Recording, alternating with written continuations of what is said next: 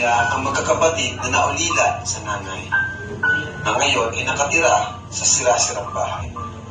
At ang tanging tatay na lang nila na may sakit ang nagsusumikap para sila ay makapagtapos ng pag-aaral at may makain sa araw-araw. Bilib po kay Papa kasi po, kahit po na naghihirap po kami, hindi niyo po kami pinapabayaan. Bilib po kay Papa kasi kahit po nahihirapan po siya, kahit po sobrang init, nagtatrabaho po siya. Kahit po sobrang mabigat po yung tinatrabaho niya, nagtatrabaho pa rin siya. Tsaka, kapag wala po kami nakakain, nautang siya kahit wala siyang pambayad para lang magpakain kami. May solution. Kailan na lang sa tao.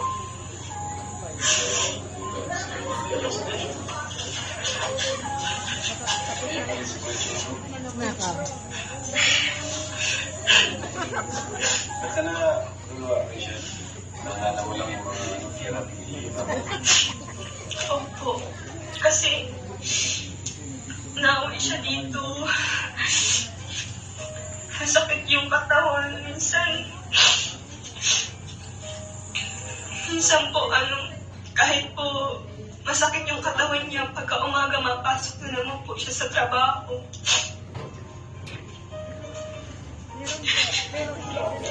Kaya sobrang bilib po kay Papa kasi kahit ganyan siya, hindi niya po kayo pinapabayaan. Proud po ako kasi siya po yung naging papa ko. Yung iba pong tatay, kapag wala na po yung asawa nila, iniiwan na po yung mga anak. Pero si Papa, hindi ko iniiwan kahit sobrang hirap.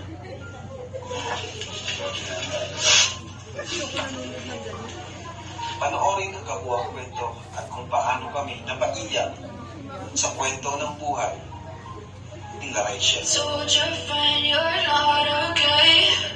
And tell me what's wrong, why you never said you felt that way. Cause you're trying to stay strong and fake a smile until I look away. But I've known you too long, it hurts to watch your blue eyes fade to gray as you fade away.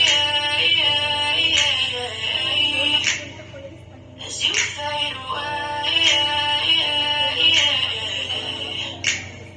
Yeah, I'm about to fade away. Cause every time I wake up I feel like it's Monday. Something's going wrong with all the chemicals up in my brain. All of a sudden I don't look at anything the same way. Gotta build up of my thoughts sitting in an ashtray. I'm sorry that I'm so inconvenient, okay. Just let me be me and I'll stay out of the way. I can see the way you look at me, I'm such a disgrace. I never really asked to be brought into this place. You wanna love me? Well then baby I have a taste. All the highs and the lows, no, they'll never be the same. I don't really wanna hurt you. Ano po yung pagkakataon ko para pasalamatan kayo lahat. Masaya ako kasi naranasan ko to. Pati ang pamilya ko naranasan to. Salamat po sa inyong lahat. Bakit ba?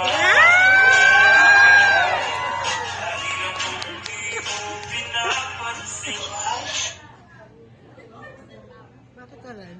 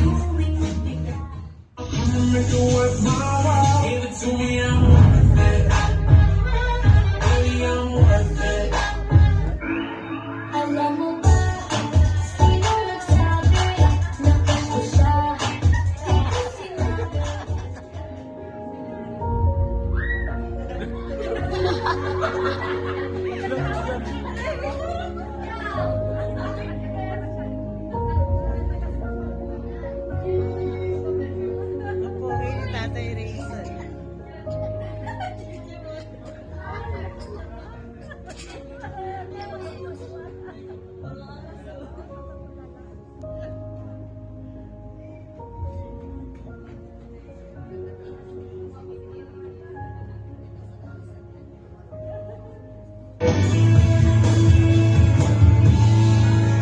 Magaan na ba ang iyong paghinga? Bumalik ka na sa akin.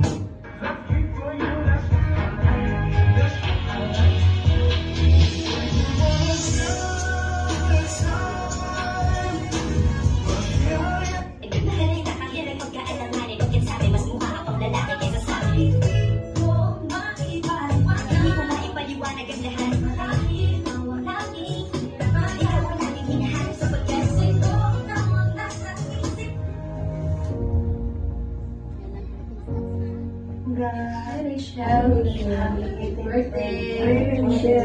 Happy birthday. We're wishing you all the best and good luck.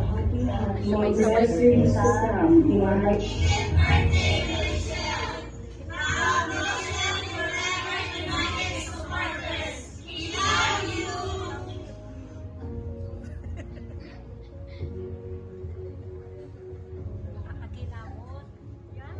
Kay Tita Ang sila. Yun yung ano nyo, Nay. Oo. Si Janet Bukid. Oo. Si ano sila pag gumawa niya? Ah, okay.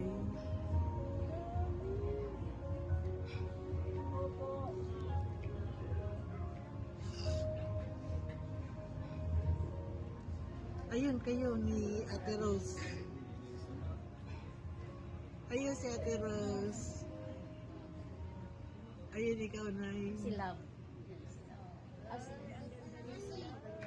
Si Tita El. To our dearest Rachel, happy 18th birthday, Langga. Congratulations on reaching these momentous milestones in your life. Langga, may your 18th birthday be the start of an incredible journey. As you step into adulthood, may you always find yourself surrounded by love, blessings, and endless opportunities.